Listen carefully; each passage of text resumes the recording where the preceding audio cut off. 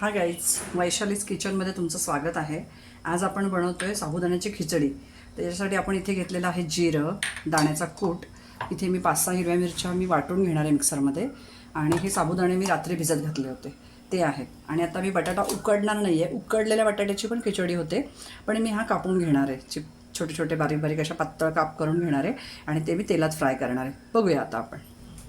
तर बघू शकता गाईज, आपण हे असा बटाटा सोलरने सोलून म्हणजे आपण साळून घ्यायचं आहे. छान होते, अशी पण खिचडी छान होते आणि उकडलेल्या बटाट्याची पण छान होते. मी एकदा उकडलेल्या बटाट्याची रेसिपीसुद्धा आपण तुमच्याबरोबर शेअर करूया. असे सोलरने सोलून घ्यायचा आणि छान बारीक बारीक अशा पातळ काप करायचे, तेलावरती फ्राय करायचे. छान होते. काही जणांच्या खिचडी अशी चिकट होते. काही जण म्हणतात की आम्हाला म्हणजे नाही का खिचडी अशी खूप चिकट अशी हे लागलेली असते, चिवट. तर तशी होत नाही गाईज. मी करते त्या पद्धतीने जर केली ना तर कधीच खिचडी आपली चिकट होणार नाही आहे.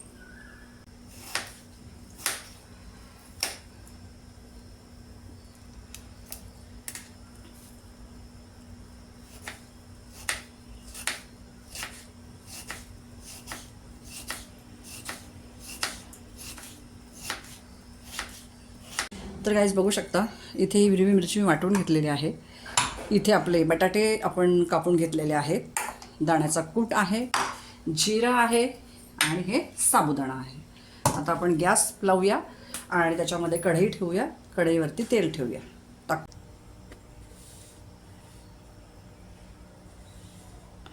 तर गाईज बघू शकता, आपण कढई तापत ठेवलेली आहे. आता आपण कढईमध्ये तेल टाकूया.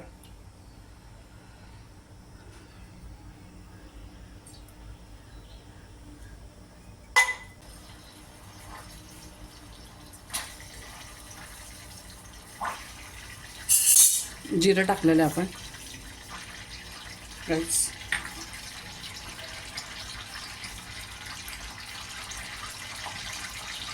त्याच्यानंतर आपण हिरवी मिरची टाकून देऊया.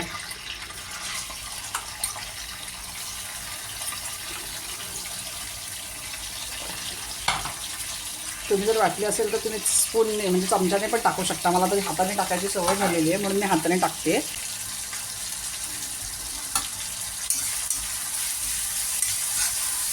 तेलात चांगली फ्राय करून घ्यायची. गाईज याच्यामध्ये आपण कापलेले बटाटे जे आहेत ते बटाटे आपण टाकूया.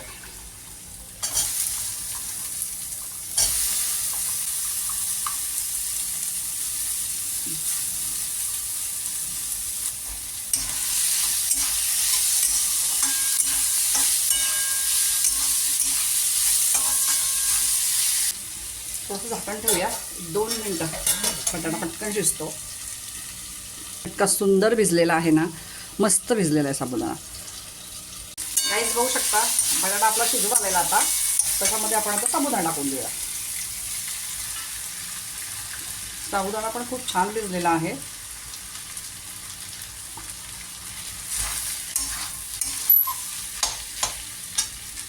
बघू शकता, आपण साबुदाणा छान मिक्स करून घेतलेला आहे. याच्यामध्ये बटाट्यामध्ये आपण याच्यामध्ये शेंगदाण्याचा कूट घालणार आहे. हा मी कूट आधीच करून ठेवते कारण भाज्यांना सगळा लागतोच मला. त्यामुळे जसा लागेल तसा तुम्ही घ्यायचा, किंवा तुम्ही फ्रेशमध्ये केला ताजा ताजा तरीही चालतो दाणे भाजून.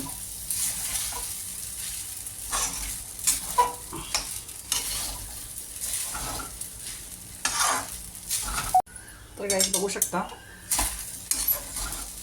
मी अजून थोडासा दाण्याचा कूट घालणार आहे. तुम्हाला कमी लागत असेल तर तुम्ही कमी घाला, पण काही जण शेंगदाणे कमी खातात.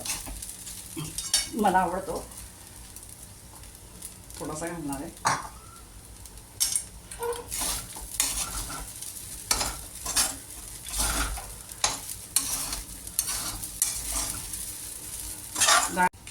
तर गाईज बघू शकता, आत्ता या वेळेला आपण याच्यामध्ये चवीपुरतं मीठ घालणार आहे. कारण बटाट्यामध्ये मी शिजताना थोडंसं घातलं होतं, त्यामुळे बेताचंच मीठ घालणार आहे आत्ता. त्याचबरोबर आपण थोडीशी साखर घालणार आहे चवीला. हे बघा, थोडीशीच घालणार आहे. आणि हे मी आता मिक्स करून घेणार आहे. गॅस मी मीडियम ठेवलेला आहे बरं का. गॅस फास्ट पण नाही आणि स्लो पण नाही आहे.